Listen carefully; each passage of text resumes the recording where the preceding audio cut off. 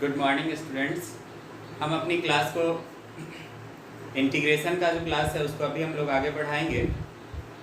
हमने पीछे 3 क्लासेस में जो भी पढ़े हैं उसके आधार पे ही अब हम लोग आगे बढ़ेंगे। लास्ट क्लास में हमने बताया था कि जो भी इंटीग्रेशन का मेथड्स है, टोटल 4 हमने बताया था, उसमें आज पहले मेथड का यूज़ करके हम लोग कुछ क्वेश्चन करेंगे, फिर वो आपको समझ में आएगा। मेथड ऑफ ट्रांसफॉर्मेशन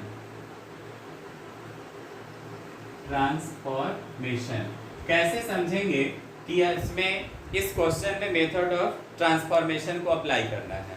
तो क्वेश्चन देखते आपको पता चलेगा कि अभी पीछे हमने जो भी पढ़ा है जिसका डायरेक्ट फॉर्मूला वगैरह है तो उस पर ये क्वेश्चन नहीं बन रहा। तो फिर क्या करेंगे, हम मेथड ऑफ ट्रांसफॉर्मेशन को अप्लाई करेंगे। एक छोटी सी बात आपको याद रखना है, यदि फ्रैक्शन के रूप में क्वेश्चन है dx by root x plus फिर रूट में 1 प्लस एक्स, तो ऐसे क्वेश्चन को हम क्या करेंगे। तो जब भी इस टाइप का क्वेश्चन आएगा जिसमें केवल डिनोमिनेटर में 2 फंक्शन हो, दोनों में रूट लगा हो, तो क्या करेंगे, सबसे पहले इसको रेशनलाइज करेंगे।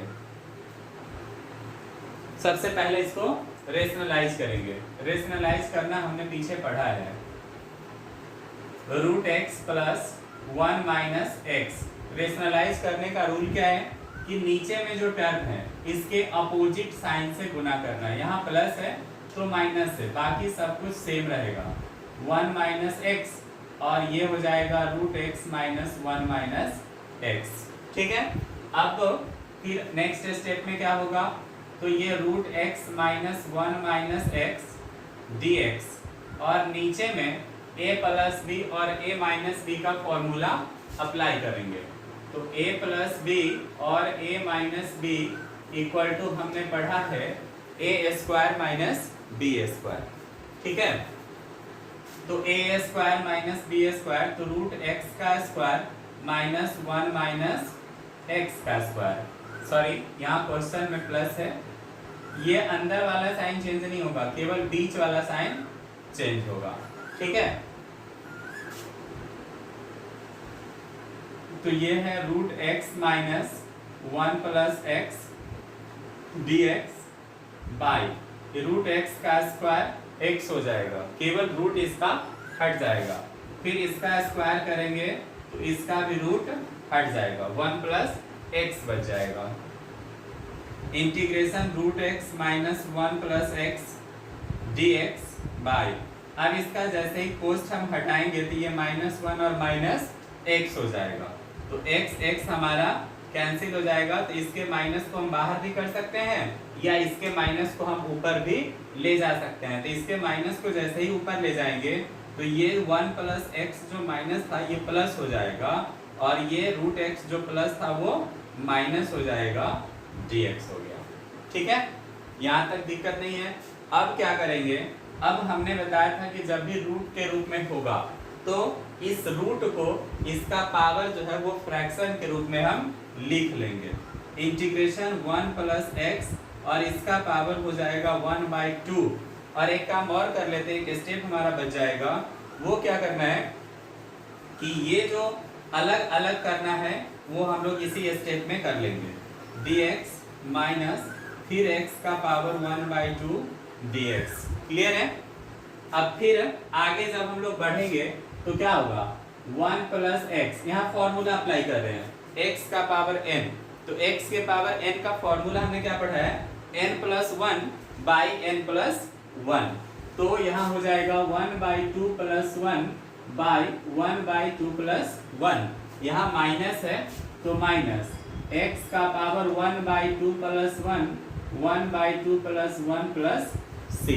ठीक है, अब ये हो जाएगा इतना का पावर 3/2। इसको ऐड जब हम करेंगे एलसीएम 2 होगा तो 2 1 3 हो जाएगा। 3/2 नीचे वाला भी 3/2 होगा तो ये ऊपर जाके उलट जाएगा, तो 2/3 1 प्लस एक्स का पावर 3/2 माइनस फिर ये हो जाएगा 3/2, तो ये भी हो जाएगा 2/3 एक्स का पावर 3/2 प्लस c। ये हमारा आंसर हो जाएगा। Lastly where c is constant of integration लिखना नहीं भूलेंगे, ठीक है। तो आप बस एक छोटी सी बात याद रखेंगे कि जो भी ऐसा क्वेश्चन हो जिसमें इसका डिनोमिनेटर, जिसको हम लोग हर बोलते हैं, तो हर में क्या हो, दो फंक्शन हो, दोनों रूट में हो, तो सबसे पहले इसको रेशनलाइज करेंगे और इसी प्रोसेस के साथ जब हम आगे बढ़ेंगे तो लास्ट में इसका रूट खत्म हो जाएगा। रूट को हम लोग फ्रैक्शन के रूप में लिख लेंगे उसके पावर को, और फ्रैक्शन को हम लोग जो पढ़े x के पावर n के रूप में उसको लिख करके कर लेंगे, वो हमारा बन जाएगा, ठीक है। फिर और कुछ क्वेश्चन आएंगे इस रूट के अलावे, जैसे हमने उस दिन बनाया था साइन स्क्वायर एक्स और कॉस स्क्वायर एक्स जब आया था तो उसको पहले सिंप्लीफाई करना पड़ा था। क्यों?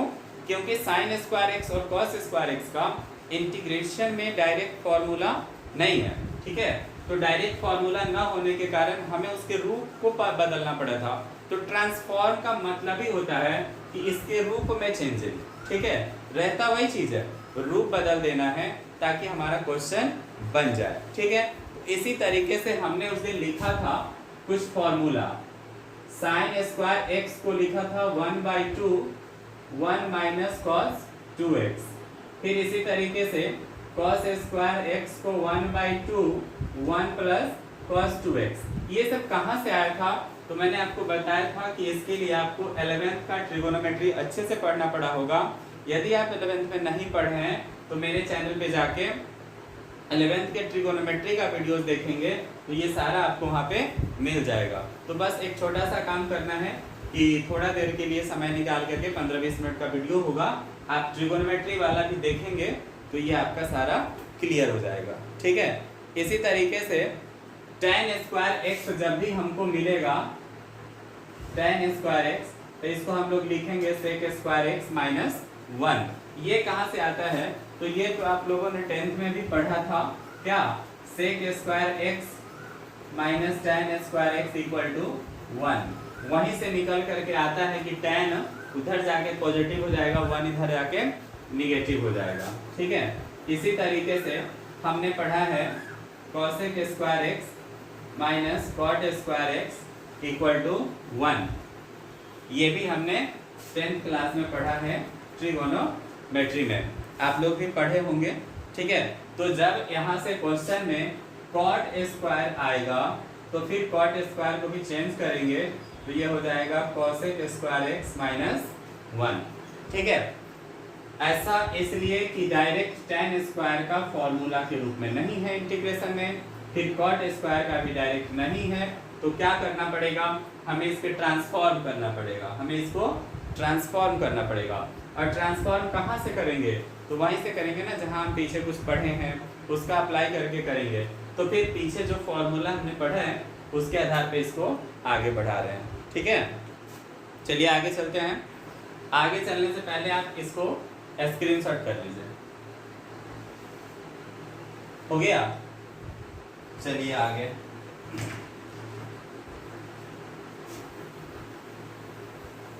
अभी हम लोग मेथड ऑफ ट्रांसफॉर्मेशन का ही कर रहे हैं।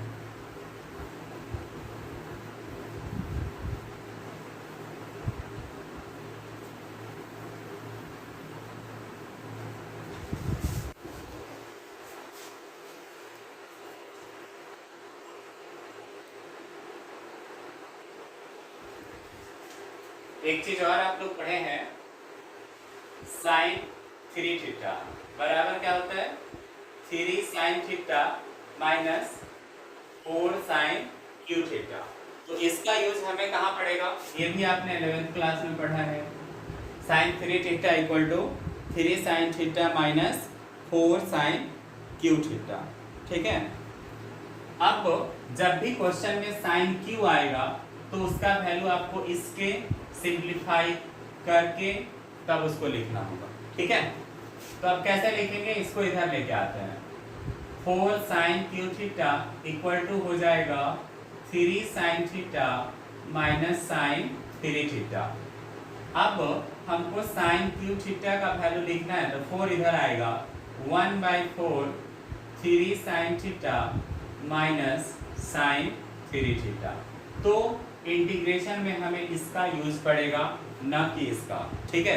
ये मैं बताया कि ये जो फॉर्मूला हमारा आया वो कहाँ से आया है, ये आप 11th क्लास में पढ़े हैं, नहीं पढ़े हैं तो फिर बार बार वही बात कि आप जाकर के हमारे ट्रिगोनोमेट्री को वीडियो को देखें, वहाँ से वो क्लियर हो जाएगा। ठीक है, इसी तरीके से हमने पढ़ा है cos 3 theta, cos 3 theta equal to होता है 4 cos cube theta minus 3 cos theta. ठीक है, तो फिर ये क्या करेंगे, इसका वैल्यू हमको चाहिए cos क्यू का, क्योंकि cos क्यू का डायरेक्ट इंटीग्रेशन में कोई फॉर्मूला नहीं है। फिर इसको इधर लेके आएंगे हम, ये हो जाएगा 4 cos cube theta minus cos 3 theta, और ये इधर आके प्लस हो गया 3 cos थीटा। फिर यहाँ से हम cos क्यू थीटा निकालेंगे तो फिर ये 4 डिवाइड हो जाएगा 1/4 cos 3 theta plus 3 cos theta. ठीक है, तो इस फॉर्मूला का भी यूज आपको इस चैप्टर में करने को मिलेगा। ठीक, इसी के आधार पे आप जो भी ट्रांसफॉर्मेशन का क्वेश्चन होगा उसको बनाएंगे। इसके बाद भी यदि इस चैप्टर में कहीं से कोई परेशानी हो तो फिर आप इसका स्क्रीनशॉट करके हमें भेजेंगे या हमारे व्हाट्सएप नंबर पे सेंड कर देंगे। व्हाट्सएप नंबर हम अपने पहले वीडियोस में दे चुके हैं। ठीक है, तो इसका भी स्क्रीनशॉट कीजिए पहले। ठीक है, आगे चलते हैं। चलिए, इसी में कुछ और फॉर्मूला का जरूरत आपको पड़ेगा जब फंक्शन इनटू के रूप में होगा, जब साइन इनटू में होगा, साइन कॉस इनटू में होगा, वो भी हम लोग 11th में पढ़े हैं, फिर भी मैं यहाँ पे उसको रिपीट कर दे रहा हूँ और उसी का यूज करके आप अपना आगे का क्वेश्चन करेंगे। जैसे 2 sin A into sine B, 2 sin A into sine B, तो इसके जगह पे क्या होता है आप पढ़े हैं। यदि आप नहीं पढ़े हैं तो फिर से वही बात है कि आप जा करके 11th का वीडियो देखें, फिर आपको पता चल जाएगा। इतना इक्वल टू होता है cos A minus B minus cos A plus B. ठीक है, जैसे ही साइन इनटू में नजर आएगा तो क्या करेंगे, 2 से मल्टीप्लाई, 2 से डिवाइड करेंगे, फिर इस फॉर्मूला को अप्लाई करेंगे। 2 sin A into sine B equal to cos A minus B minus cos A plus B. अब फिर यदि cos में रहेगा 2 cos A into cos B, तब क्या हो जाएगा 2 cos A into cos B बराबर होता है cos A minus B minus cos A plus B. ठीक है, 2 cos A into cos B हो गया cos A minus B minus cos 2 cos A into cos B cos A minus B, minus नहीं यहाँ plus हो जाएगा, plus cos A minus A plus B. तो फिर जब भी cos इंटू में रहेगा तो इस फॉर्मूला का यूज करेंगे। ठीक है, अब ये तो है कि दोनों सेम है, मतलब या तो दोनों साइन है या तो दोनों cos है, तब है।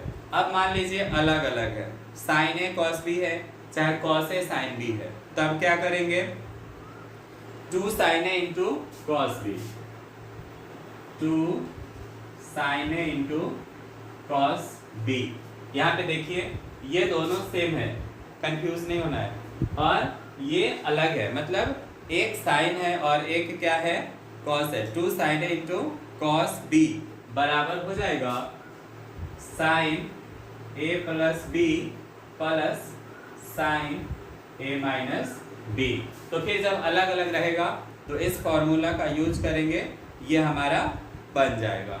ठीक है, 2 sin A into cos B equal to हो गया sine A plus B plus sine A minus B.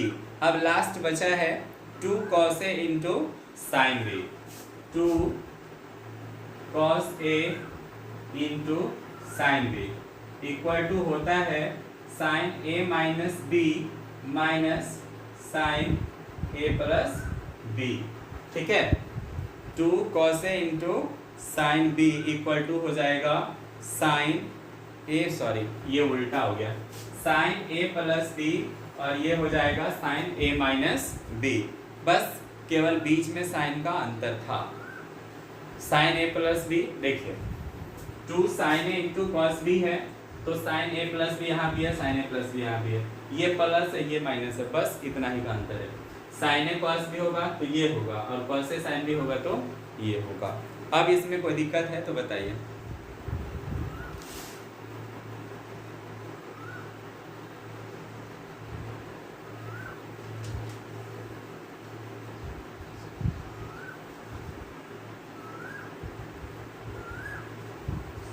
ठीक है, नहीं है दिक्कत, पहले आप इसको स्क्रीनशॉट कीजिए। हो गया। अब क्या करेंगे, इस आधार पे ट्रांसफॉर्मेशन का चैप्टर आप बनाएंगे। यदि आप केसी सिन्हा के बुक से बनाना चाहते हैं तो ये आपका चैप्टर नंबर 19.2 है, HW हो जाएगा आपका एक्सरसाइज 19.2 फ्रॉम केसी सिन्हा।